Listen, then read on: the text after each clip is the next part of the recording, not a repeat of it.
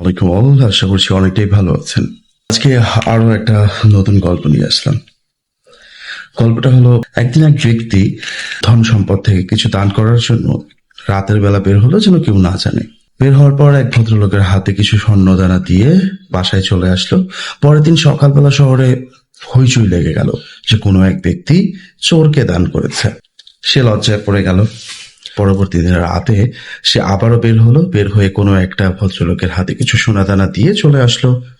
আর সকালবেলা শুনলো কোনো এক ধনী ব্যক্তিকে সে দান করেছে। সে আবারও লজ্জায় পড়ল। পরের দিন আবারও বের হলো, বের হয়ে কোনো এক ভদ্রলোকের হাতে কিছু সোনাদানা দিয়ে আবারও চলে আসলো। আসার পর পরের দিন সকালবেলা শুনলো সে কোনো এক দানবীরকে দান করেছে। সে প্রচন্ড মন খারাপ করে পরের দিন আর বের হলো না। রাতে ঘুমিয়ে পড়লো তাড়াতাড়ি। সে স্বপ্নে দেখতে পেল যে তার 3টা দানই আল্লাহ তাআলা কবুল করেছেন।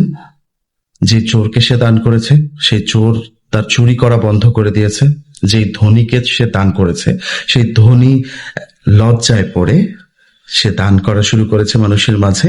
আর যেই দানবীরকে সে দান করেছে, সে আগের চেয়ে এখন দান করা আরো বাড়িয়ে দিয়েছে। আফটার অল, আমরা যেটা বুঝি সেটা হলো, আপনি যাই করেন, প্রত্যেকটা জিনিসের ভিতরে যদি সহি নিয়ত থাকে, আল্লাহ তাআলা সন্তুষ্টির উদ্দেশ্যে যদি আপনি সেই কাজটা করেন, আল্লাহ তাআলা অবশ্যই কবুল করবেন।